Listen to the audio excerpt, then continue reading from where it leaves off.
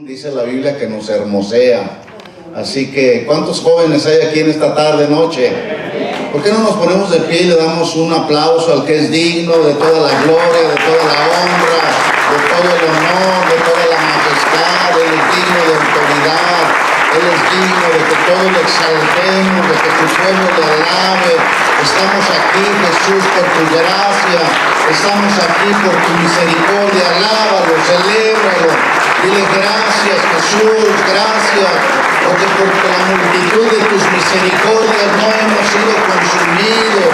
Gracias, Señor, que tu Espíritu Santo en esta noche, que es el Maestro, tu Espíritu Santo nos ministre con tu palabra, Señor, y que tu palabra fluya como ríos que llenan nuestro corazón, Señor. Gracias. A ti damos gloria, honra y todo honor, Jesús. Rey de reyes, Señor de señores. Eres Dios arriba en el cielo, abajo en la tierra, y no hay nadie como tú, Jesús. Gracias, Señor Jesús, porque a ti se te dio un nombre que es sobre todo nombre. El nombre de Jesús es sobre todo nombre, para que en el nombre de Jesús se doble toda rodilla de los que están en el cielo, en la tierra, debajo de la tierra, y toda lengua confiesa que Jesús es el Señor. Confiésalo con tu boca: Jesús es el Señor, Jesús es el Rey, Jesús es el Cordero de Dios, es el Cordero inmolado, el que quita el pecado de todo el mundo. Para Él y solo para Él fueron creadas todas las cosas que están en el cielo. Todo fue creado por Él y para que en todo tenga Él la preeminencia. Jesús, el Hijo de Dios. Gracias, Señor, gracias. Ahora dile al Señor en tus propias palabras: Señor Jesús, habla a mi corazón. Habla a nuestro corazón, Señor. Habla, que tus siervos escuchan, Señor. Queremos escuchar el consejo de tu palabra, Señor. Tú has preparado ya el terreno, Señor. Ahora deposita la preciosa semilla de tu palabra, Señor. Tu palabra que es viva y que es eficaz, Señor. Deposítala en nuestro corazón, Señor. Te lo pedimos en el nombre de Jesús. Amén. ¿Cuántos dicen amén? Amén. Amén, así sea. Tome su lugar, mi hermano. Y quiero invitarle a que abra su Biblia en Mateo capítulo 24.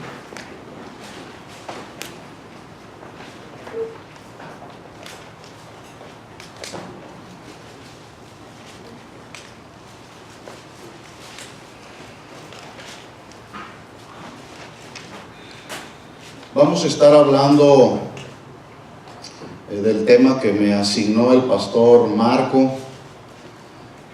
Cuando él me dio el tema, me dijo: hermano, me gustaría que hablara acerca de los tiempos finales. Y yo me puse a temblar, porque no soy un escatólogo.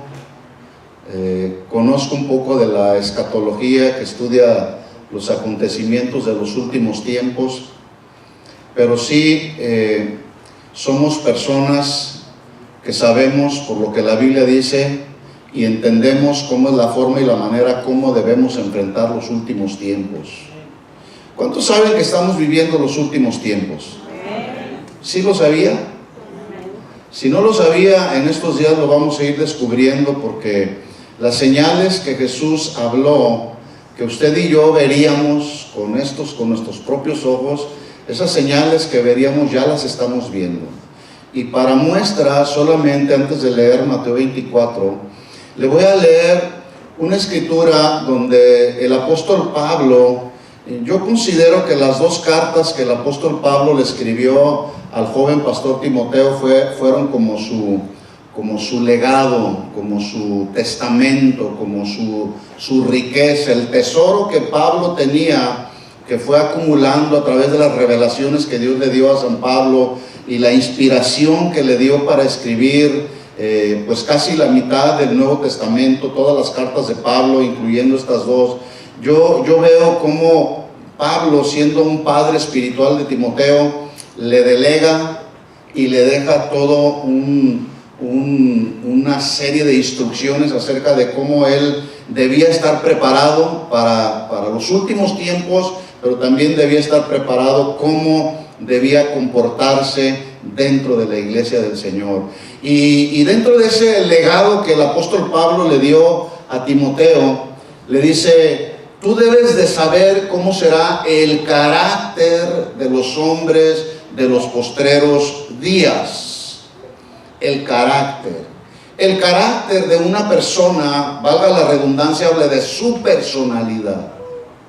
El carácter de una persona habla de lo que realmente es esa persona, ¿sí?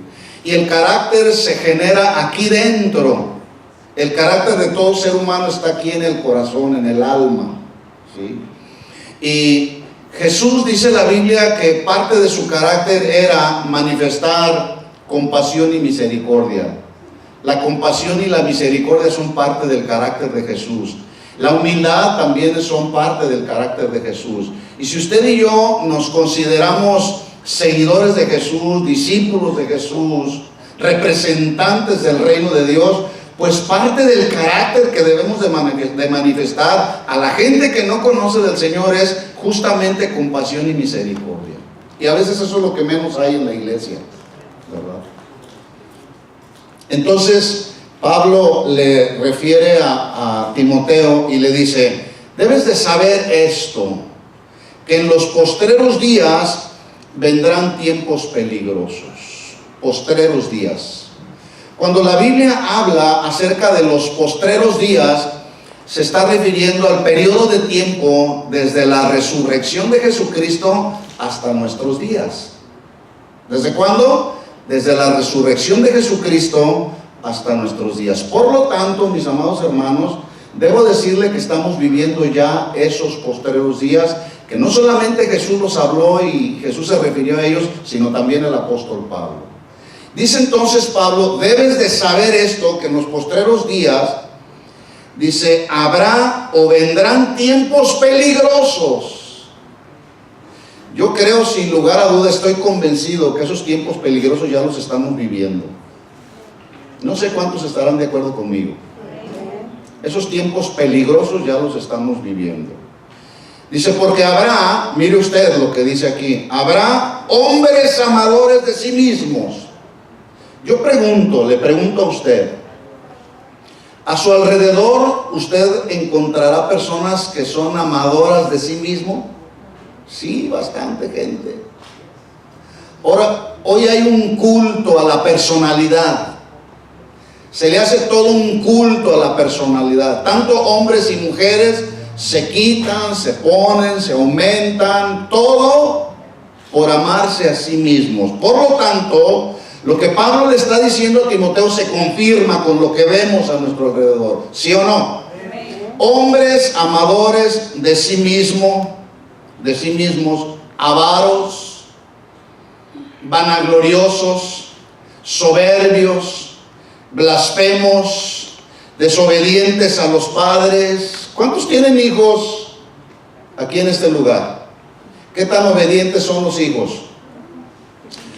Hoy, como nunca antes, mis hermanos, como nunca antes, la rebelión en el corazón de los hijos, cristianos y no cristianos, es una rebelión que se ha levantado con un carácter diabólico inclusive. Los padres contra los hijos y los hijos contra los padres. Hoy podemos ver a nuestro alrededor que hay padres que están asesinando, hay padres que asesinan a los hijos e hijos que están asesinando a los padres, y madres que no dan la oportunidad a que un nuevo ser en su vientre nazca por causa del aborto. Desobedientes a los padres, ingratos, impíos, sin afecto natural, implacables, calumniadores, intemperantes, crueles, aborrecedores de lo bueno, traidores. Y déjenme decirle que los traidores se levantan no solamente afuera, sino dentro de la iglesia también.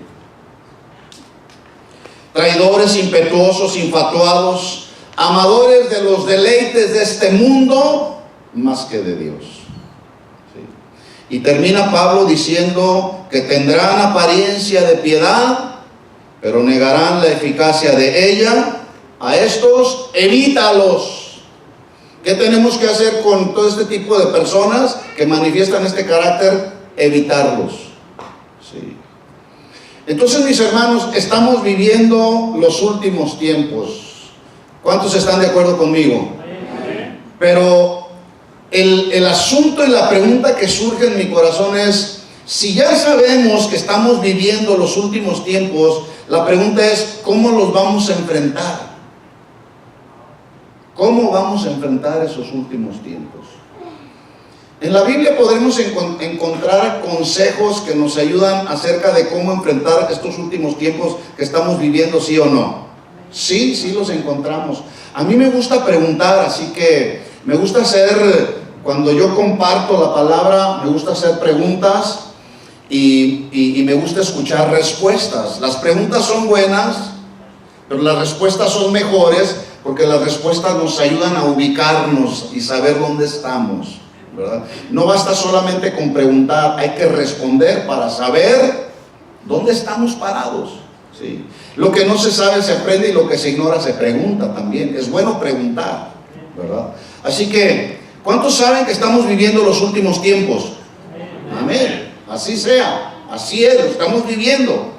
Pero la pregunta es, ¿cómo los vamos a enfrentar? En la Biblia encontramos consejos que nos ayudan acerca de cómo enfrentar los últimos tiempos. Por supuesto que sí. En la Biblia encontramos todo tipo de respuesta que usted pueda, preguntas que usted tenga, las va a encontrar, la respuesta la va a encontrar en la Biblia, porque la Biblia es perfecta, porque la Biblia contiene el consejo de Dios, y el mejor consejo para los hijos de Dios es el consejo de Dios, no el consejo del psicólogo, no el consejo del vecino que ni cristiano es el consejo de Dios. La palabra de Dios es perfecta, los consejos de Dios son dignos de ser retenidos. Así que dice Jesús en Mateo capítulo 24 versículo 2, si me acompaña ahí, Mateo capítulo 24 versículo 2.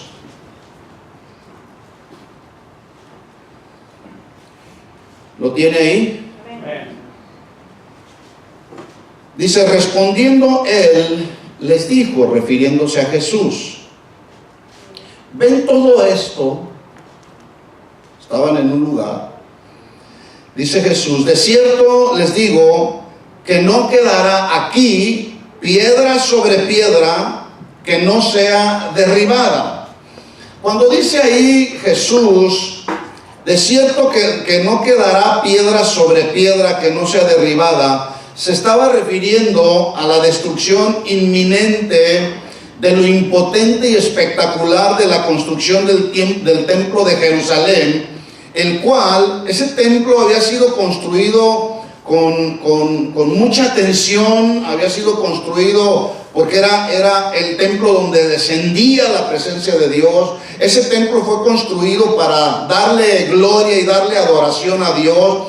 Por lo tanto, fue construido con los mejores materiales que había en aquel tiempo. Dicen los que conocen que este templo fue construido, era de 12 metros de largo por 3 metros de ancho y 3 metros de grueso. O sea, las canteras, los muros que tenía alrededor el templo de Jerusalén eran muros muy, muy resistentes. Y esto se confirma, podemos confirmar que era un templo que estaba hecho con este tipo de materiales muy sólidos, porque en la narración de Marcos dice que uno de sus discípulos sorprendido le dijo, maestro, mira qué piedras tan espectaculares y mira qué edificio tan espectacular. Vuelvo a repetir, refiriéndose al templo de Jerusalén. En el versículo 3 de Mateo 24 dice, estando él sentado en el monte de los olivos, los discípulos se le acercaron aparte diciéndole, dinos, ¿cuándo serán estas cosas y qué señales habrá de tu venida y del fin del siglo? Yo quiero que ponga atención en la pregunta que están haciendo los discípulos. Jesús les acaba de mencionar y les dijo, todo esto va a ser destruido, no va a quedar piedra sobre piedra. Y estando aparte los discípulos le dicen, ¿Cuándo serán estas cosas? ¿Qué señal habrá de tu venida y del fin del siglo? ¿Sabe usted que hoy algunas de estas preguntas, mucha gente que está a nuestro alrededor se la están haciendo? ¿Cuándo vendrá Jesús por segunda vez? Incluso hay cristianos que se están preguntando, ¿y cuándo será la segunda venida de Jesús? No sé si a usted alguna ocasión le ha surgido la pregunta. Pero en el versículo 4 vemos lo que Jesús responde. Versículo 4 dice: respondiendo Jesús les dijo, mirad que nadie les engañe. Oiga, los discípulos estaban esperando un día. ¿Cuándo serán? ¿Cuándo será el día? Los discípulos estaban esperando una señal y Jesús les responde, miren que nadie les engañe. Como que la respuesta que dio Jesús no tenía mucho sentido con relación a la pregunta que habían hecho los discípulos. Ahora bien, voy a estar compartiendo con ustedes en estos días consejos, principios, mandamientos que la Biblia nos enseña y conocerán de mucha utilidad para estar preparados y saber, escuchen esto mis hermanos, saber cómo enfrentar los tiempos en los que nos tocó vivir, que son los tiempos finales. Salomón dijo en Proverbios capítulo 4 versículo 13, yo se lo leo. El gran sabio Salomón dijo, hablando con la sabiduría que Dios le había dado, hablando acerca de los consejos, él dijo, retén el consejo. Yo les acabo de mencionar que les voy a dar consejos que establece la Biblia acerca de cómo podemos enfrentar los tiempos que nos tocó vivir. Pero no basta solamente con que usted conozca el consejo de la Biblia, hay que retenerlo. Porque Salomón dice, retén el consejo, no lo dejes. Guárdalo porque es tu vida. En otras palabras, el consejo de Dios, mis hermanos, hay que retenerlo. La palabra retener se traduce aferrarse a Él, no dejar, no soltarse del consejo de Dios. Y hoy debo decirles, espero que no sea el caso de alguno de los que están aquí, pero hoy muchos menosprecian el consejo de Dios. Como en el inicio, en el Génesis dice la Biblia que Adán y Eva prefirieron escuchar el consejo y el argumento que les dio una serpiente que poner atención en el consejo y en el mandamiento que el Padre, el creador de todas las cosas, les había dado. El Padre les dijo, de todo árbol del huerto pueden comer, menos de estos dos árboles, el árbol de la ciencia del bien y del mal, y no podrán comer de estos árboles. Y ellos le hicieron más caso al consejo de una serpiente que al consejo de Dios.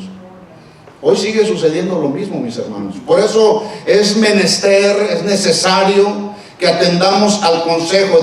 Dice Salomón, retén el consejo, agárralo con fuerza, no te sueltes de él, porque los verdaderos creyentes debemos de vivir no por lo que se ve, debemos vivir por fe. Debemos vivir por fe. Y para vivir por fe, yo tengo que poner atención, no en lo que estoy escuchando a mi alrededor, mis hermanos. Vivir por fe significa escuchando lo que Dios dice. Y lo que Dios dice en su palabra, porque afuera se oyen muchas cosas. Pero ¿qué dice Dios en su palabra?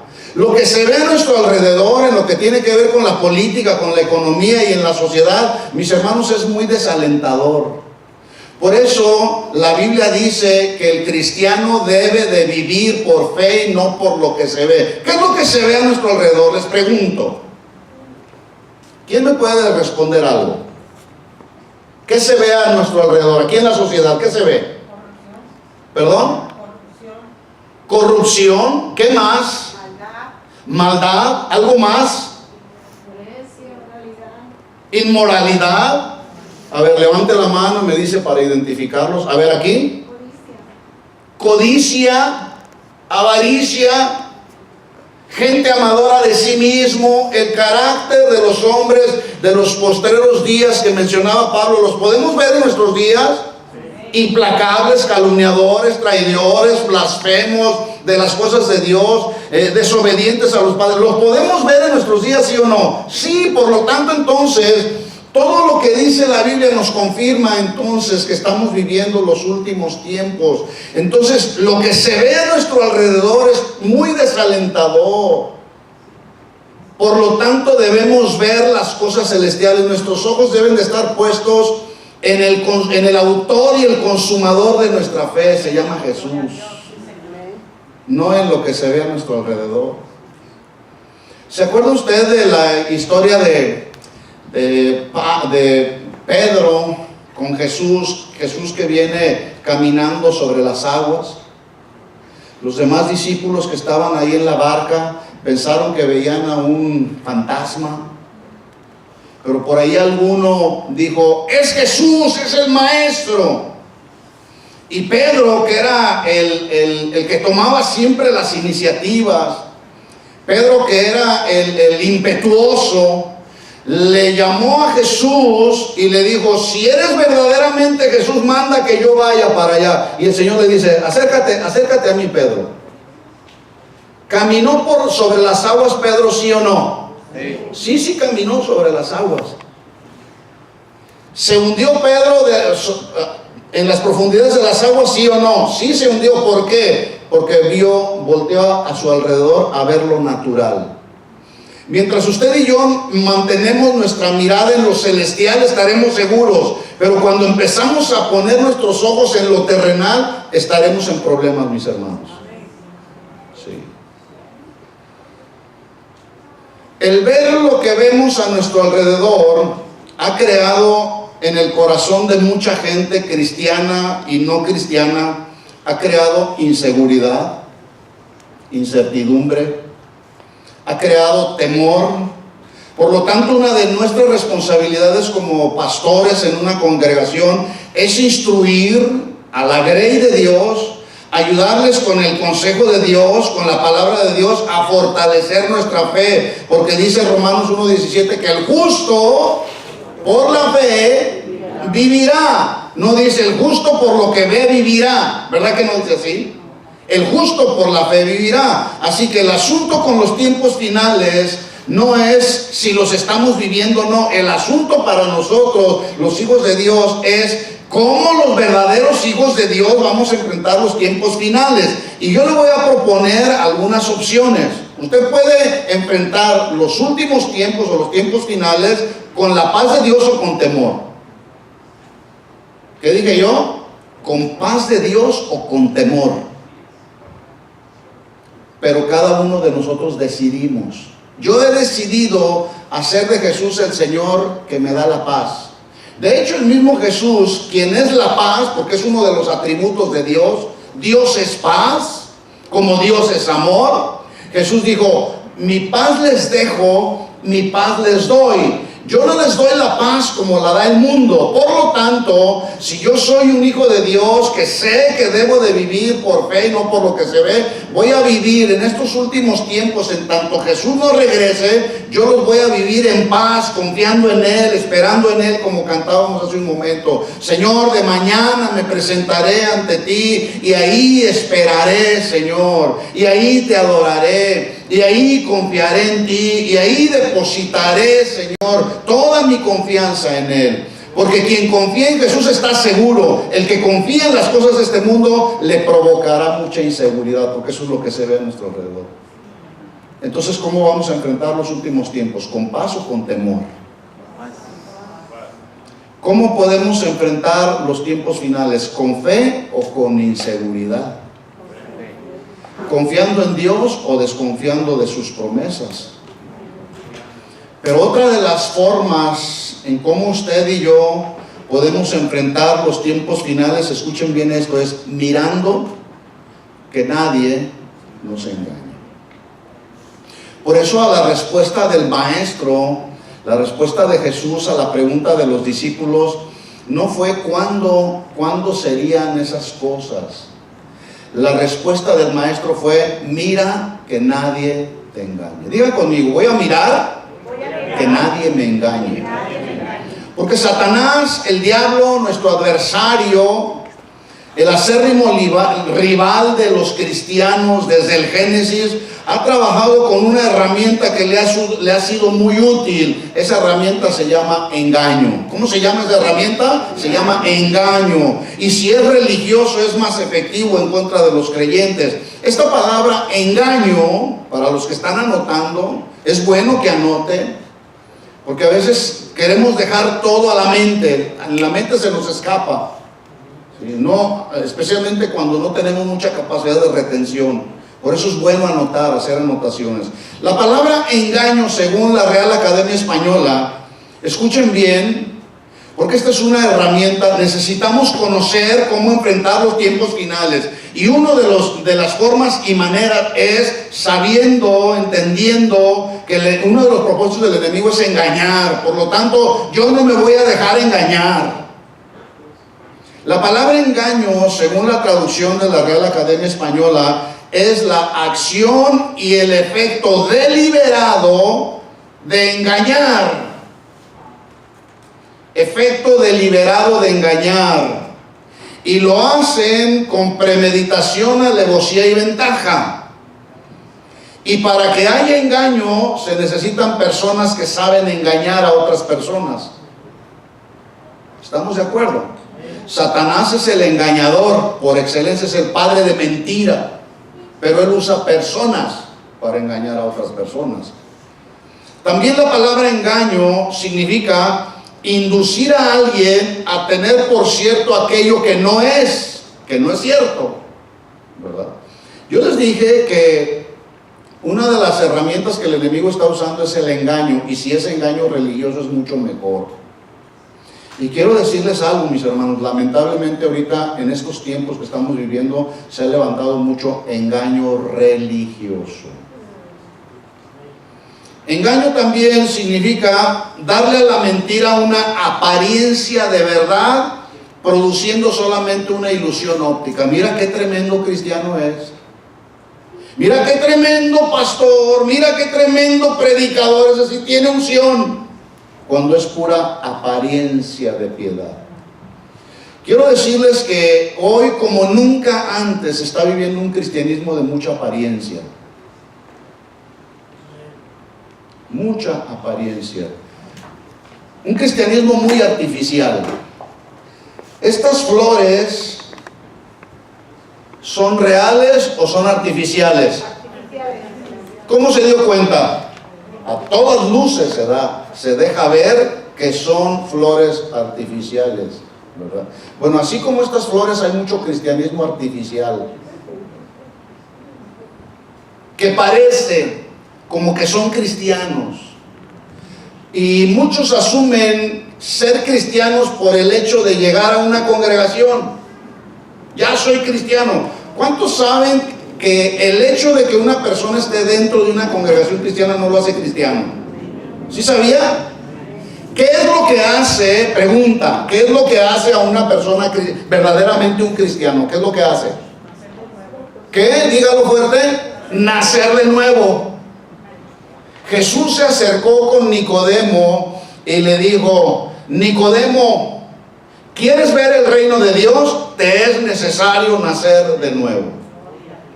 ¿Quién era Nicodemo? Nicodemo era un doctor de la ley, era un maestro de la ley, conocía todos los asuntos de la ley de Moisés, era un hombre con autoridad, era un hombre que enseñaba a otros. Y Jesús lo reprende y Jesús le dice: tú eres doctor de la ley, eres maestro de la ley y no sabes lo que significa nacer de nuevo. Imagínate cómo están tus alumnos. Entonces, una persona es cristiana cuando ha tenido la experiencia del nuevo nacimiento y manifiesta los frutos de un nuevo nacimiento.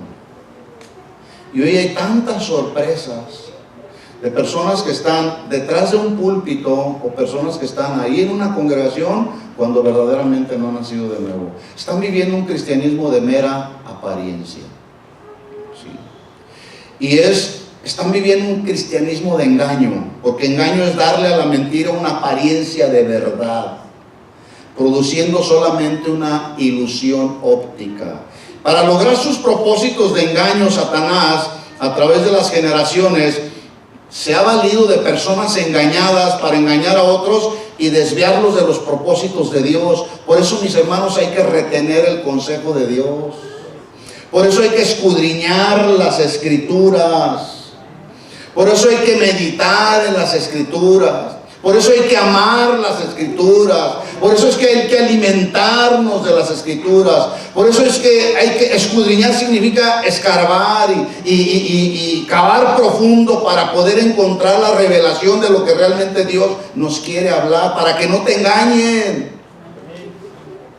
para que no te digan, para que no te cuenten personas con apariencia de piedad. Pero a pesar de eso, Dios aún a pesar de que hay engaño, escuchen esto, Dios le ha dado al ser humano la capacidad que todos los seres humanos tenemos de decidir. Tenemos una voluntad que nos fue dada, una voluntad para elegir nuestro destino eterno. Y déjeme decirle que hay solamente dos destinos: o es el reino de los cielos o es el infierno. ¿Dónde quiere usted pasar la eternidad? Yo les digo a los padres de familia que tenemos en nuestra congregación allá en California, porque tristemente nos damos cuenta tenemos un buen grupo de jóvenes que no han nacido de nuevo. Pero el problema más grave que encontramos con nuestros jóvenes que no han nacido de nuevo es que los padres de familia no se toman el tiempo para instruir, para exhortar, para aconsejar a sus hijos y puedan ellos tener la experiencia del nuevo nacimiento. No se están tomando el tiempo los padres de familia porque no lo tienen el tiempo, porque se la pasan trabajando de sol a sol. Entonces yo les digo, de esos no hay aquí, ¿verdad que no? Ahí en California tengo muchos que trabajan de sol a sol y no le dan atención a los hijos. Entonces yo les digo a los padres de familia, ¿cuántos padres de familia? Les voy a hacer la pregunta que les hago allá. A ver, levanten la mano todos los padres de familia, papá, mamá, que tienen hijos. ¿Cuántos de ustedes, padres de familia, quieren que sus hijos pasen la eternidad en el infierno? Nadie. Ninguno de nosotros, ¿verdad que no? Nadie queremos que nuestros hijos pasen una eternidad en el infierno, porque el infierno es un lugar de tormento eterno. ¿Cuántos quieren que sus hijos pasen la eternidad en el infierno? Bueno, pues entonces hay que instruirlos. Estamos viviendo ya los tiempos finales. Una ocasión tuvimos un evento con nuestros jóvenes y les hablamos claro a nuestros jóvenes allá. Todos los jóvenes que llegaron a la congregación, al evento de jóvenes, yo les compartí un mensaje en esa ocasión: ¿eres creyente o eres impío? Porque los impíos no tendrán parte en el reino de los cielos. Y les di las características y las cualidades de un impío, alguien que no conoce al Señor, pero también les di las características de alguien que conoce al Señor. Dos destinos, el cielo o el infierno. ¿A dónde te quieres ir? Y les hablamos, así como en las universidades, en las escuelas les hablan claro a nuestros jóvenes y les hablan directo, y les hablan y les dicen que Dios no es el creador del mundo, que venimos de nuestros antecesores fueron simios, que venimos del chango. Una ocasión un joven me dijo a mí, a ver, a mí compruébamelo a través de la ciencia, compruébame que Dios creó este universo.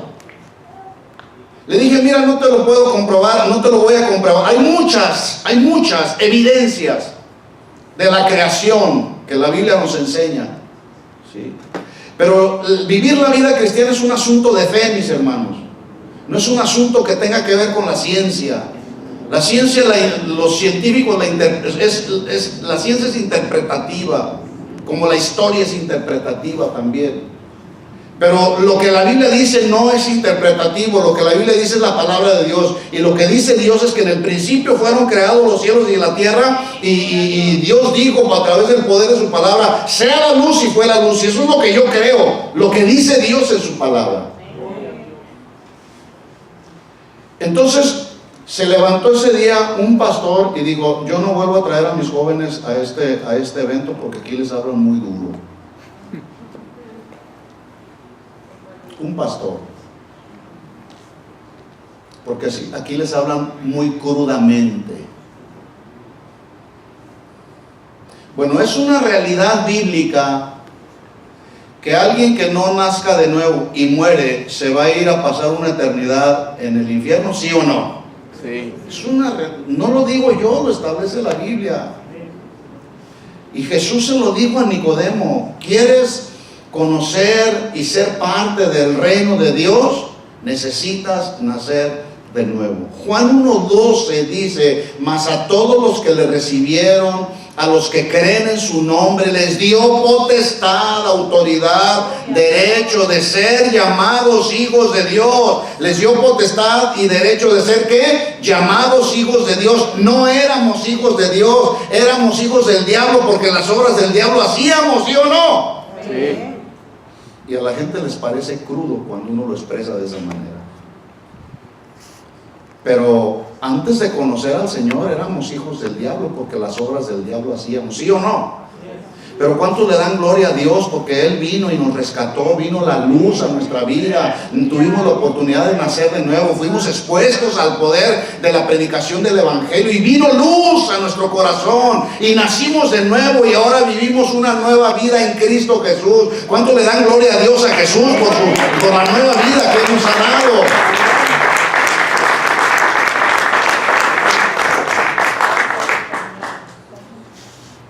Dios pues nos dio la capacidad de decidir dónde pasarás tu eternidad: en el reino de los cielos o en el reino de las tinieblas. Además, para los que creemos en la Biblia como la inerrante palabra de Dios, la palabra de Dios no se equivoca, porque Dios no cambia, Dios es inmutable.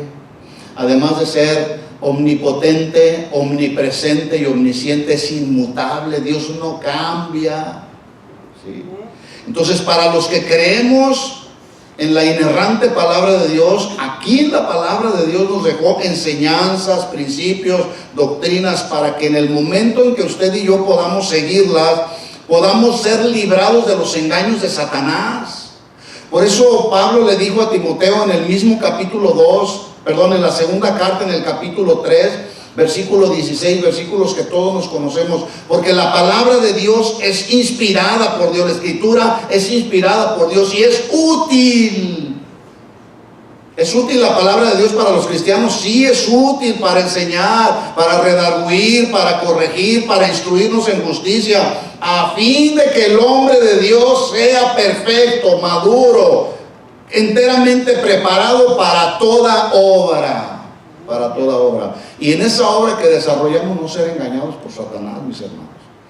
Hay mucho engaño religioso. El apóstol Pedro en el capítulo 2, en su segunda carta, en el capítulo 1, versículo 19, él dijo lo siguiente: tenemos la palabra profética más segura. ¿Qué dijo Pedro? Tenemos la palabra profética más segura. Pregunta, escuche bien la pregunta. Cuando dice Pedro ahí, tenemos la palabra profética más segura, la palabra profética es aquella solamente cuando alguien dice: así dice el Señor, te voy a declarar tu futuro. ¿Esa es la palabra profética? Porque hoy todo el mundo pone atención cuando alguien se levanta y dice: así dice el Señor. Yo creo que aquí hay personas que van a venir a traer $1,000 al altar del Señor. ¿Esas serán las palabras proféticas? ¿Cuántos saben que en este momento, en este mismo instante, hablar la palabra de Dios, predicar la palabra de Dios, es decir, la palabra de Dios tiene el carácter profético? Hay 3 propósitos por los cuales fue dada la palabra profética, o es usada la palabra profética. La palabra profética, cuando alguien dice así dice el Señor, lleva como propósito la edificación, la exhortación y la consolación de los hijos de Dios. Cualquier otra cosa que esté fuera de estos 3 propósitos, tenga cuidado. exhortación, edificación y consolación. Así dice el Señor. Tú te vas a casar con aquel. Y sí lo hacen. Y sí lo hacen. Hay gente que le cree más al ser humano que creer lo que dice Dios. La palabra de Dios, entonces, cuando se predica, lleva el carácter profético, porque la palabra de Dios nos edifica, mis hermanos. Porque también la palabra de Dios nos exhorta, pero también la palabra de Dios nos consuela. Así que cuando predicamos la palabra de Dios, tiene ese carácter profético y se cumple lo que dice Pedro ahí en 2 de Pedro 1:19. Tenemos también la palabra profética más segura, a la cual hacéis bien en estar atentos. Ahí está la palabra otra vez. Retén, está atento al consejo, como una antorcha que alumbra en lugar oscuro. Hermanos, estamos viviendo en medio de un mundo lleno de tinieblas. ¿Sí o no? Tinieblas a nuestro alrededor. Pero escuche esto, también Jesús dijo en el Sermón del Monte: ustedes son la luz del mundo. Ustedes son la sal de la tierra. Qué gran desafío tenemos, mis hermanos. La pregunta es si estamos siendo la luz de este mundo y estamos siendo la sal de esta tierra. Ahí donde hay tinieblas a tu alrededor, ¿sí? La cual hacéis bien en estar atento, como una antorcha que alumbra en lugar oscuro hasta que el día esclarezca y el lucero de la mañana salga a vuestros corazones. Entonces, no solamente tenemos la palabra que nos libra del engaño. A la pregunta que hicieron los discípulos y la respuesta que dio Jesús les dijo: miren que nadie les engañe. Hay que estar atentos, que nadie te engañe. Y para estar atentos hay que conocer la Biblia, hay que conocer el consejo de Dios. Pero también otra forma que podemos hacer uso de ella para ser librados del engaño religioso es poner atención en las señales de advertencia que Jesús dejó en su palabra. Señales de advertencia. La Biblia está llena de señales de advertencias para los hijos de Dios, para no caer en los engaños de Satanás y mantenernos alertas, vigilantes contra los engaños del enemigo, porque nos ha tocado vivir en medio de una sociedad que es como un campo minado, lleno de minas, que al menor y más simple descuido de nuestra vida espiritual nos puede explotar una dinamita de engaño religioso o de algún otro tipo de pecado que esta sociedad está practicando, y que lo único que están sirviendo es para destruir la vida de los varones, de las mujeres, la vida de las familias. Por eso hay que estar alertas, hay que estar atentos. Uno de los engaños que más víctimas ha cobrado en los últimos tiempos y ha estado matando y destruyendo la fe de miles de creyentes se llama engaño religioso. Engaño religioso. Por eso es que Jesús dijo a los discípulos en Mateo capítulo 24, versículo 3, cuando le preguntaron: ¿cuándo serán estas señales y qué señal habrá de tu venida y del fin del siglo? Jesús les dijo: mirad que nadie les engañe. Esta palabra mirad es una palabra o un verbo muy importante. Yo miro, tú miras. ¿Podemos conjugar el verbo mirar? Yo miro, tú miras, él mira, nosotros miramos. Todos miran, ellos miran. ¿Mirar qué? Mirar que nadie nos engañe. Voltea con tu hermano y dile: cuidado, mira que no te engañen. Pon cuidado, pon atención. Esta palabra mirar o este verbo mirar es usado a través de Mateo en este caso para hacer una llamada de atención, que demanda diligencia, no negligencia, una llamada de atención que demanda vigilancia por parte de los discípulos de Jesús.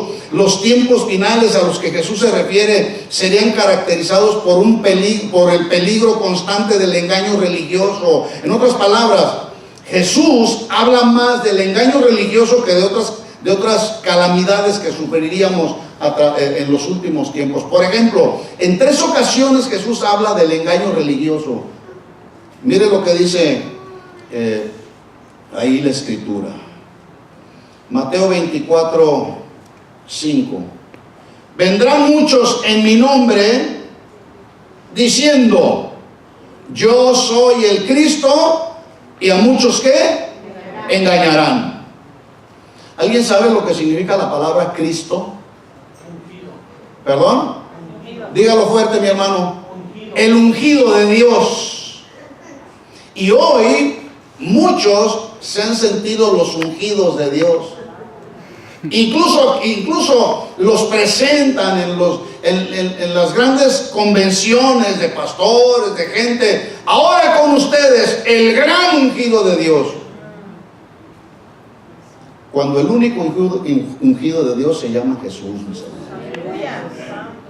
Pero dice ahí Jesús, alerta, cuidado, les dice a sus discípulos, miren que nadie los engañe, porque vendrán muchos en mi nombre diciendo, aquí está el ungido de Dios. Y hay muchos en el día de hoy, mis hermanos. Hay muchos que se han levantado como los ungidos de Dios y están engañando a muchos. Versículo 11, Mateo 24, 11. Muchos falsos profetas se levantarán. ¿Y qué? Engañarán a muchos. Una vez más, ahí está. Hablando Jesús del engaño religioso. Versículo 24. Vuelve Jesús por tercera ocasión a decir, porque se levantarán falsos ungidos, falsos profetas, harán grandes señales y prodigios de tal manera que engañarán, si fuera posible, aún a los hijos de Dios. La palabra engañar, de acuerdo a la Biblia, se traduce a hacer vagar a una persona con una doctrina falsa. Hacerla vagar. Hacerla descarriarse de la fe verdadera con palabras persuasivas para tener por cierto algo que en realidad no es. Mira, vente a mi iglesia. Acá sí hay amor. Una ocasión, por ahí, una persona de nuestra congregación me dijo, hermano, me invitó uno de esos falsos ungidos, de esos falsos pastores, me invitaron allá a su iglesia, pero el anzuelo que le lanzaron fue el siguiente. Le dijeron, vente acá a nuestra iglesia, mira, acá sí hay amor y acá no te van a cobrar diezmos y ofrendas. ¿Aquí les cobran diezmos y ofrendas? ¿Se los cobran? ¿O usted da conforme ha sido prosperado? Usted da según ha dispuesto en su corazón. Ese es el principio bíblico, ¿verdad? En nuestra congregación igual. A nuestra congregación no le cobramos nada. ¿Sí? Y obviamente como la persona esta, la hermana de la congregación que le invitaron es que a mí no me cobran. Y es que a mí sí me manifiestan el amor en nuestra congregación. Pero estaba tratando de engañar, porque ya lo dije al principio, Dios usa personas, el enemigo usa personas para engañar, falsos cristos, para descarriarlos de la verdad, dándole a la mentira una apariencia de verdad y en ese sentido alejarlos de Dios. En otras palabras, en los últimos tiempos, o mejor dicho, los últimos tiempos estarán claramente marcados por un espíritu de engaño. Un espíritu de engaño, donde quiera. Por eso hay que estar atentos.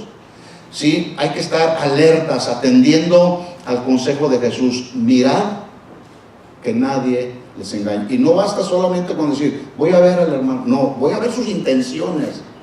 La palabra mirar tiene ese propósito, mirar para saber las intenciones del corazón.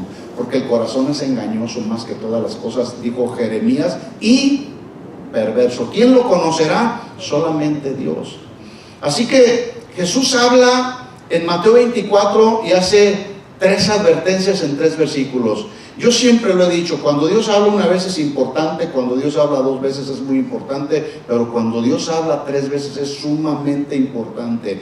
Y en Mateo 24, en un solo capítulo, Dios advierte a sus discípulos acerca del engaño religioso. Y estas advertencias son tan importantes ahora como lo fueron en aquel tiempo, porque lo cierto es que siempre ha habido falsos profetas, Siempre ha habido falsos cristos, han existido en el pasado, están existiendo en el presente, seguirán existiendo en el futuro. En tanto Jesús no venga por segunda vez, los falsos cristos, los falsos maestros se estarán multiplicando, los falsos profetas se estarán multiplicando. Pero una ocasión alguien me preguntó y me dijo, ¿por qué Dios, si es un Dios todopoderoso y toda autoridad, por qué no acaba de una vez y por todas con todos los falsos profetas y falsos maestros y engañadores que se han levantado alrededor del mundo? ¿Por qué cree usted que no? Dios puede acabar con todos esos falsos profetas, ¿sí o no? Sí. Tiene el poder, tiene toda la autoridad para fulminarlos.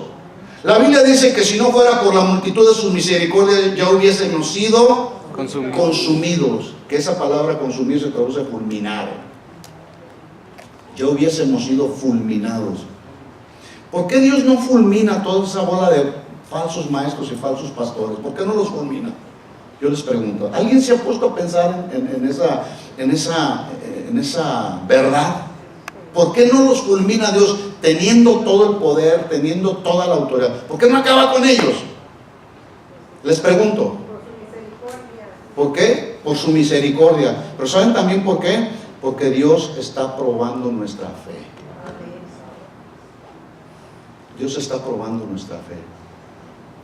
Dios está probando nuestro corazón si verdaderamente somos hijos de Él. Que aún a pesar de los engaños, aún a pesar de las falsas profecías, o aún a pesar de las falsas enseñanzas que están corriendo por todos lados, Él quiere probar a ver si realmente estamos bien fundamentados en Cristo, que es la roca. Está probando nuestra fe. Y la fe se prueba como se prueba el oro. Escuchen esto, mis hermanos. El oro no se prueba con agua, ¿verdad que no? ¿Cómo se prueba para poder determinar la autenticidad del metal del oro? ¿Con qué se prueba? Con fuego. ¿Sabe usted cómo se prueba nuestra fe? Con fuego. El fuego de Dios. Dios nos mete a las pruebas de fuego para saber de qué material estamos hechos cada uno de nosotros, para saber cuánto vamos avanzando y creciendo y madurando en nuestra vida cristiana. Y la vida cristiana se va probando, la fe de los cristianos se va probando con el fuego de Dios, con el fuego de su Espíritu Santo. Se va probando nuestra fe con las pruebas, con las necesidades. ¿Cómo vamos a conocer a un Dios que es Dios todo poder y todo sanador si no nos enfermamos? ¿Cuántos saben que Dios es sanador? ¿Cómo vamos a comprobar que Él es sanador si yo no me enfermo? ¿Cómo vamos a probar? La Biblia dice que Él es Dios de toda consolación. Pablo dijo, Padre de misericordias y Dios de toda consolación, el cual nos consuela en todas nuestras tribulaciones, para que por medio de las tribulaciones con las que somos consolados, podamos consolar a otros. Bueno, ¿cómo vamos a conocer a ese Dios que es Dios de toda consolación si no vienen tribulaciones, pruebas, tristezas a nuestra vida? ¿Se da cuenta? Esa es la vida cristiana práctica, mis hermanos. Pero a los cristianos no nos gusta sufrir. Por eso hay cristianos que quieren parar de sufrir. Pero Santiago dijo, hermanos, gozaos cuando os halléis en diversas, ¿qué? Pruebas. ¿A quién le gusta ser probado? A nadie, no nos gustan las pruebas. Mucho menos cuando estas pruebas tienen que ver con adversidad, con necesidad, con tribulaciones que a veces exceden nuestra condición física o espiritual. Pero Santiago les dijo a los hermanos de la iglesia en Jerusalén, hermanos, gozaos cuando os halléis en diversas pruebas.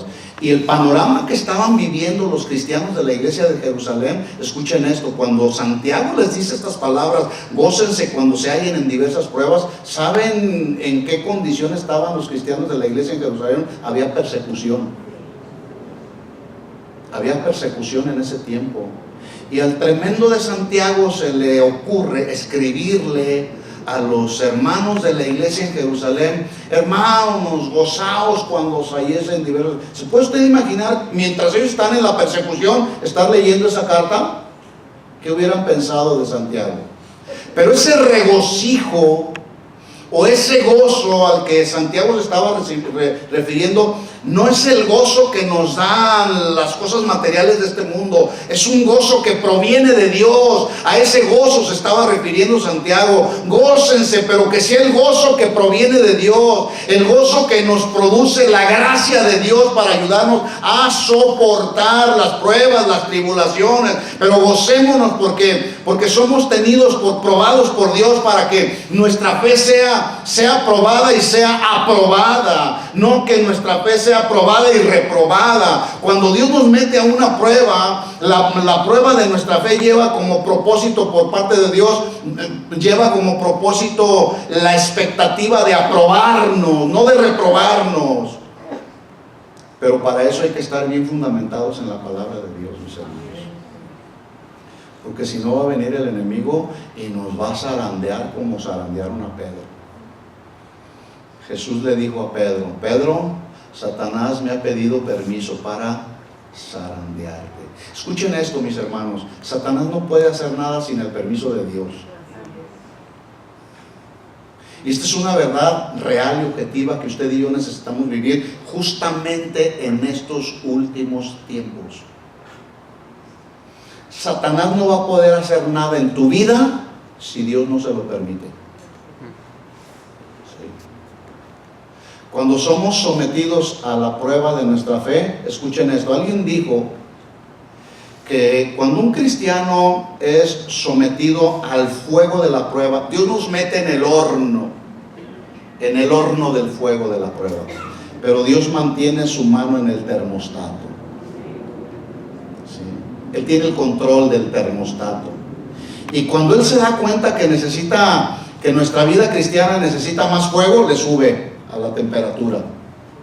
Dios no nos va a dar una carga que no podamos soportar, mis hermanos. No nos va a enviar una prueba que no podamos soportar. Él mantiene el control de todas las cosas porque Él es Dios, y Él es Dios soberano, y Él tiene en control todas las cosas. No hay nada, absolutamente nada, que escapa del control de Dios.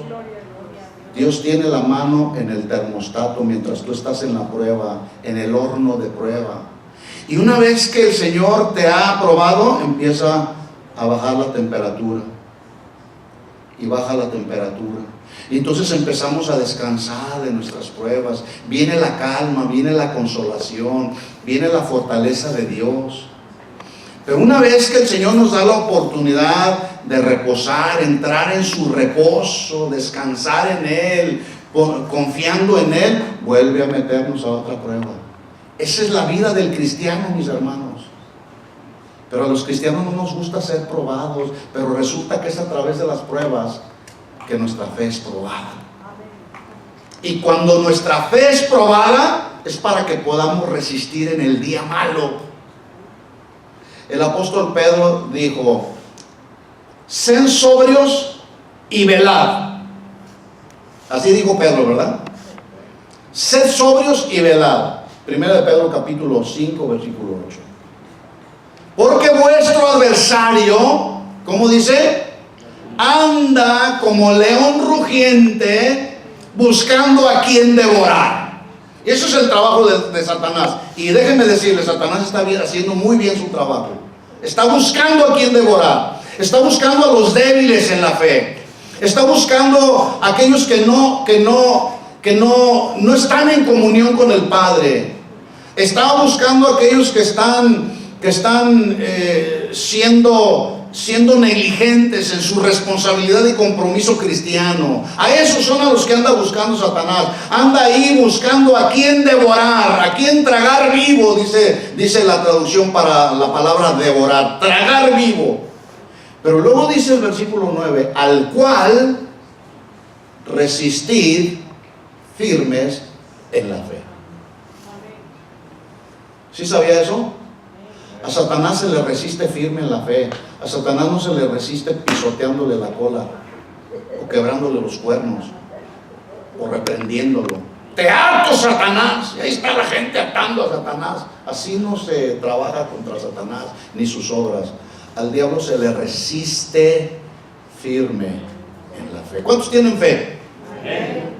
Bueno, la fe es la que nos va a ayudar a poder soportar los tiempos que estamos viviendo.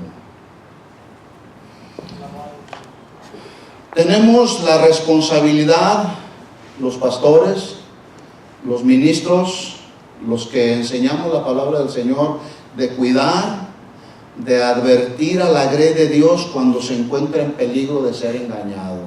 Jesús lo dijo así en el Sermón del Monte, en el capítulo 7, versículos 15 al 20. Él dijo: guárdense de los falsos profetas que vienen a vosotros con vestidos de oveja, pero por dentro son lobos rapaces. Apariencia. Falso profeta. Yo le voy a hacer una pregunta. Cuando en el Antiguo Testamento, cuando los profetas como Jeremías, como Zacarías, como Isaías, todos los profetas del Antiguo Testamento, los conocidos como los profetas mayores y los profetas menores, todos eran siervos de Dios, todos aquellos que hablaban de parte de Dios. En el Antiguo Testamento, cuando ellos decían así dice el Señor, era Dios hablando. ¿Cuántos están de acuerdo conmigo? Dios mismo hablando a su pueblo, advirtiendo a su pueblo, hablándole a su pueblo acerca de la voluntad de Dios para su pueblo. Y ellos se levantaban y decían: así dice el Señor, no te dejaré, no te desampararé, así dice el Señor. Dios mismo hablando. Eso sucedía en el Antiguo Testamento. En el Nuevo Testamento, cuando fluye el don de la profecía, y alguien se para y tiene una palabra profética y dice: así dice el Señor. La pregunta para ustedes es, en el Nuevo Testamento, en el tiempo de la gracia en el que estamos viviendo, la pregunta ¿es Dios hablando o es el hombre hablando? ¿Qué tiene que hacer la iglesia de nuestros días? Cuando alguien se para aquí y dice: así dice el Señor, yo te voy a bendecir, yo te voy a consolar, yo te voy a sanar. Así dice el Señor. ¿Qué tiene que hacer la iglesia? Enseñarle la Biblia. ¿Perdón? Cuando alguien se para aquí y tiene una palabra profética, la responsabilidad de la iglesia es discernir y juzgar la profecía. La palabra juzgar no es una palabra que tenga que ver con un juzgar para condenación. Habla de discernir entre lo bueno y lo malo, habla de discernir la intención del profeta, habla de discernir si esa palabra profética lleva y cumple con los tres propósitos: edificación, exhortación y consolación para la iglesia. Tenemos que discernir. Pero ¿sabe lo que hace hoy la iglesia? Se come todo. Se comen todo. Una ocasión, para prueba basta un botón, y le voy a dar una prueba. Le va a parecer tal vez increíble, como cuando a mí me dijeron, me la contaron, la sé de buena fuente. Había una mujer en la congregación, una profetisa, así la voy a poner entre comillas, que llegó con el pastor, y de esas iglesias donde todo es profecía, todo es emocionalismo, no se discierne nada, que en lugar de que haya un fluir adecuado del Espíritu Santo, es todo un desorden, se vuelve todo un desorden, parece todo un mercado. Hoy hay iglesias donde en lugar de ser iglesias son mercados, se grita, se hace de todo. Y en esta iglesia se levantó la profeta y le dijo al pastor: hermano, tengo una palabra para la iglesia.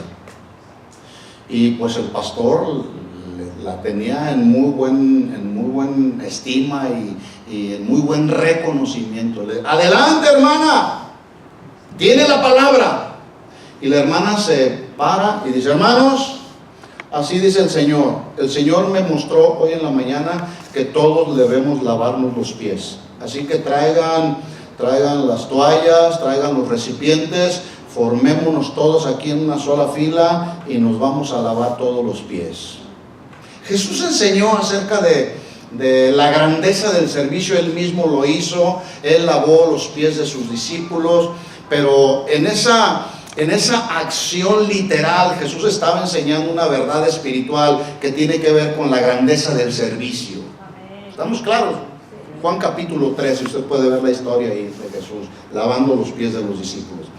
Y bueno, pues trajeron los recipientes, la gente empezó a lavarse los pies y todos ahí gozosos y terminaron todos de lavarse los pies. Y luego dice la hermana: hermanos, ahora el siguiente paso que vamos a hacer, que Dios me dijo que teníamos que hacer, es así dice el Señor, ahora todos debemos de tomarnos el agua. Así dice el Señor. Ya nos lavamos los pies, ahora debemos todos de tomarnos el agua. Así que traigan los vasos, los recipientes, para que cada uno empiece a tomarse el agua. ¿A usted le parece chistoso, le parece curioso, increíble inclusive? Pero eso hicieron. Eso lo hicieron. Todo por no saber juzgar y discernir una palabra profética. Yo pregunto, si yo les digo: hermanos, vamos a lavarnos los pies y luego vamos a tomarnos el agua, ¿ustedes me creerían?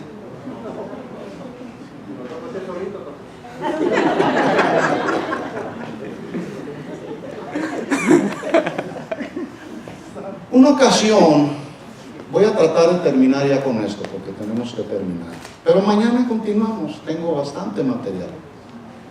Una ocasión, el apóstol Pablo junta a los líderes de la iglesia en Éfeso y los llama. Usted puede ver la historia ahí en Hechos capítulo 20.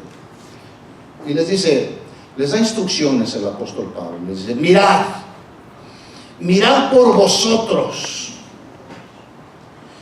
Y ese mirar por ustedes, cuando estudiamos estos versículos, nos damos cuenta que ese mirar, el sentido que Pablo le está dando a ese mirar por vosotros, a los líderes, los representantes, la autoridad de la iglesia, les está diciendo: miren las verdaderas intenciones de su corazón hacia la grey de Dios. ¿Con qué intención sirven a la grey de Dios? Porque el día de hoy nos damos cuenta que hay quienes se sirven de la iglesia en lugar de servir a la iglesia. ¿Sí? Entonces Pablo los llama y les dice: mirad por vosotros, y luego le añade diciendo: y por todo el rebaño en que el Espíritu Santo los ha puesto por obispos. Un obispo es un servidor, un supervisor de la iglesia. Pero hoy todo el mundo quiere ser obispos o bishop, porque se oye bonito. El obispo, ay, así como que algunos, qué tremendo el obispo. Es un servidor de la iglesia. Escuchen esto, mis hermanos. Pablo expresaba un carácter tan manso y humilde que él, a todas partes a donde él iba, él decía: doy gracias a mi Dios porque lo que tengo y lo que soy es por la gracia de lo que soy es por su gracia. Todo lo que tú tienes, lo que tú eres, lo que has desarrollado en tu vida cristiana, en tu familia, todo lo hemos recibido por gracia, mis hermanos. Todo es por gracia. Entonces les dice Pablo: vean por el rebaño donde todo Dios los ha puesto por obispos, para que apacienten la iglesia del Señor, la cual Él ganó con su propia sangre. Yo no gané la iglesia, porque hay pastores que dicen: esta es mi iglesia, cuando quien ganó a la iglesia fue Jesús, derramando su sangre en la cruz. Pero nos creemos dueños de la iglesia, que es de Jesús. Nosotros no hicimos nada. Nosotros somos siervos de Cristo. Pablo le decía a los corintios: ténganos la iglesia, ténganos los miembros de la iglesia como servidores de Cristo, como servidores de Cristo, servidores de Cristo. La iglesia nos debe de ver a nosotros como servidores de Cristo. Yo soy un servidor de Cristo, no tengo de qué creerme. Recibí la honra por su gracia y por su misericordia, la honra de poder apacentar la grey de Dios. No tengo nada mío en mi naturaleza humana que yo pueda dar, todo lo recibí por gracia. Y Pablo sabía esto y le decía a los corintios: ténganos la iglesia como servidores de Cristo. La palabra servidor ahí es la palabra del griego huperete con J. Y esa palabra huperete estaba haciendo referencia en la antigüedad a los esclavos. Los llevaban a las embarcaciones, a lo más bajo de las embarcaciones, y los ponían ahí a remar día y noche remando, día y noche. Ahí la pasaban. El gobierno romano hacía uso de los esclavos y los mandaban a las partes más bajas de las embarcaciones, y ahí se la vivían remando día y noche. Esa palabra juperete se está refiriendo a los remadores de abajo, se llama. Se traduce, juperete se traduce los remeros de abajo, los que reman allá abajo de las embarcaciones. Entonces, en otras palabras, somos los remadores de Jesús, los servidores de Jesús, que estamos ahí remando, estamos ahí trabajando con la grey de Dios. No sé si queda claro el concepto de servidor, porque hay quienes el día de hoy se sienten dueños de la iglesia. Pero Pablo les aclara aquí a los líderes de la iglesia en Éfeso y les dijo: Dios nos ha puesto por obispos para que apacienten la iglesia del Señor, la cual Él ganó con su propia sangre. Porque yo sé, dice Pablo, versículo 29, que después de mi partida, después de que yo me vaya, entrarán en medio de ustedes lobos rapaces. Cuando Jesús había dicho: guárdense de los falsos maestros que vienen con ustedes con apariencia como de maestros, pero son lobos rapaces. Y Pablo lo vuelve a repetir. Dice: porque sé que entrarán en medio de vosotros lobos rapaces que no perdonarán al rebaño. Y así son, no perdonan al rebaño. Son implacables, como el carácter de los hombres que Pablo le refería a Timoteo. Implacables. Pero luego, el versículo 30 a mí me pone los pelos de punta. Los pocos pelos que tengo me los pone de punta. Mire lo que dice el versículo 30, mis hermanos. Pablo le está hablando a los líderes de la iglesia en Éfeso. Les dice: número 1, cuídense de ustedes mismos, miren por vosotros mismos. Y luego les dice: también miren por el rebaño, porque entrarán de afuera, personas que no perdonarán el rebaño, que no perdonarán. Vienen entrando de afuera hacia adentro, entran. Mire lo que dice el versículo 30. ¿Lo tiene? Hechos 20:30. Hechos 20:30, mire. Y si le gusta subrayar su Biblia, subraya este versículo. Y de vosotros, de ustedes mismos, se levantarán hombres que hablen cosas perversas para arrastrar tras sí a los discípulos.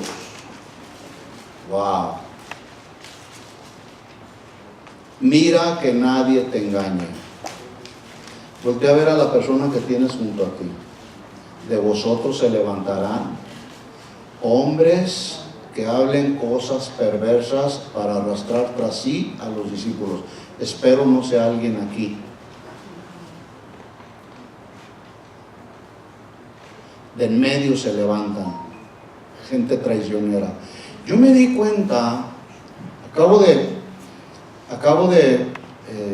estaba yo estudiando algo respecto a la iglesia en California. Me di cuenta, en el sur de California hay bastantes iglesias cristianas, evangélicas. Y me di cuenta que el 50% de las iglesias cristianas evangélicas que hay en el sur de California son resultado de muchas divisiones que hay, no de iglesias que han sido plantadas de nuevo. Hay muchas iglesias, muchas congregaciones cristianas producto de una división. ¿Por qué?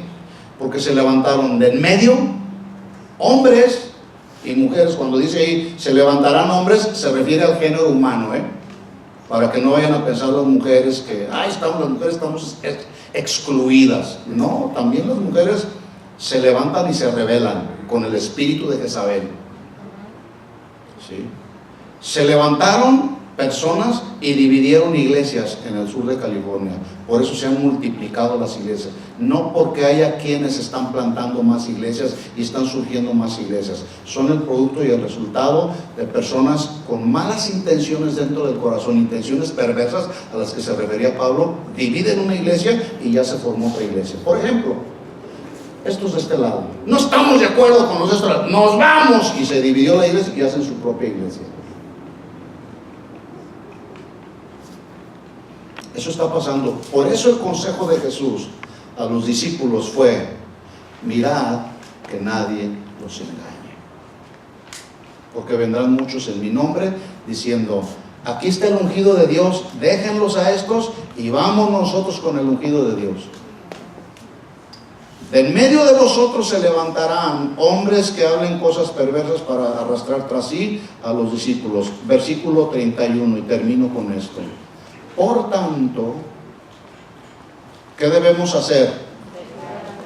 Velar. ¿Qué debemos hacer? Velar. Y velar no significa que ya no vas a dormir. La palabra velar significa una actitud vigilante, una actitud constante, consistente en lo que dice Dios en las Escrituras, para que no te digan y para que no te cuenten que la luna es de queso. Cuidado, porque hay gente que está engañando. Entonces dijo Jesús: mirad que nadie los engañe. ¿Estamos viviendo los últimos tiempos? Sí, mi hermano. Pero la pregunta es: ¿cómo vamos a enfrentar esos últimos tiempos? Mirando que nadie nos engañe. ¿Entendió el mensaje de hoy? Amén. Vamos a orar y vamos a pedir al Señor que nos dé de su gracia para seguir adelante. Le invito a que se ponga de pie, levante sus manos muy en alto y dígale al Señor: Señor, gracias por tu palabra. Dale gracias al Señor, abre tus labios y dile: Señor, gracias por advertirnos una vez más del peligro constante, del peligro inminente que tus hijos el día de hoy corremos de ser engañados. Señor, queremos hoy como nunca, Señor, retener el consejo, aferrarnos a Él, agarrarnos de Él y no soltarnos del consejo de tu palabra, Señor. Ayúdanos, Señor, ayúdanos a mantenernos vigilantes, en una actitud vigilante, constante, continuamente, en tu presencia, escudriñando las Escrituras, Señor, pudiendo discernir, Señor, lo bueno de lo malo y elegir lo bueno, Señor. En el nombre de Jesús, en el nombre de Jesús, Señor, aquí está nuestra vida. Abre tus labios, iglesia, y empieza a clamar al Señor y dile: Señor, que venga luz a nuestro ser interior, que la luz de tu palabra, Señor, sea manifestada en nuestros corazones, en el nombre de Jesús. Aquí está nuestra vida, aquí están nuestras manos alzadas a ti, Rey de reyes, Señor de señores. Oh Dios, sigue perfeccionando tu obra en nosotros, mi Dios. Sigue enseñándonos a través del consejo de tu palabra, Señor. Sigue hablándonos a lo más profundo de nuestro corazón. Háblanos, Señor, a través de las circunstancias. Háblanos a través de los sueños, Señor. Háblanos a través del consejo de tu palabra. Y que la voz de tu consejo sea claro para nosotros, sea revelación para nuestro ser interior, mi Dios. No queremos ser arrastrados por las corrientes de este mundo, por las filosofías de este mundo, por los afanes de este mundo, por el montaje de este mundo. Queremos, Señor, queremos seguir el consejo, mantenernos en él. Lámpara es a nuestros pies tu palabra y lumbrera en nuestro caminar, Señor. Oh, tenemos a nuestro alcance, Señor, la palabra profética más segura, porque es tu palabra es seguridad, tu palabra es confianza, porque tú eres fiel, eres verdadero, eres confiable, eres veraz, Señor. Por eso queremos depositar nuestra confianza en ti, poner nuestros pies en la roca que es Cristo y no movernos de ahí, Señor. Mantenernos, Señor, firmes, constantes, inconmovibles en tu palabra, Señor. Ayúdanos, pon hambre en nosotros hambre de tu palabra, que cada día, Señor, vayamos en la mañana, al mediodía, a todas horas, vayamos al consejo de tu palabra y que tu palabra sea revelación para nuestra alma, Señor. En el nombre de Jesús, en el nombre que es sobre todo nombre. ¿Por qué no oras por tu hermano que tienes junto a ti? Ora por él, pon tu mano ahí, dile al Señor: Señor, bendice a mi hermano, guárdalo del peligro, guárdale de la maldad de este mundo, Señor, en el nombre de Jesús. Estamos viviendo, Señor, los tiempos postreros, hombres implacables, amadores de sí mismo, con apariencia de verdad, pero negando la eficacia de ella. Señor, aquí estamos como parte de tu cuerpo, Señor, el cuerpo de Cristo que somos,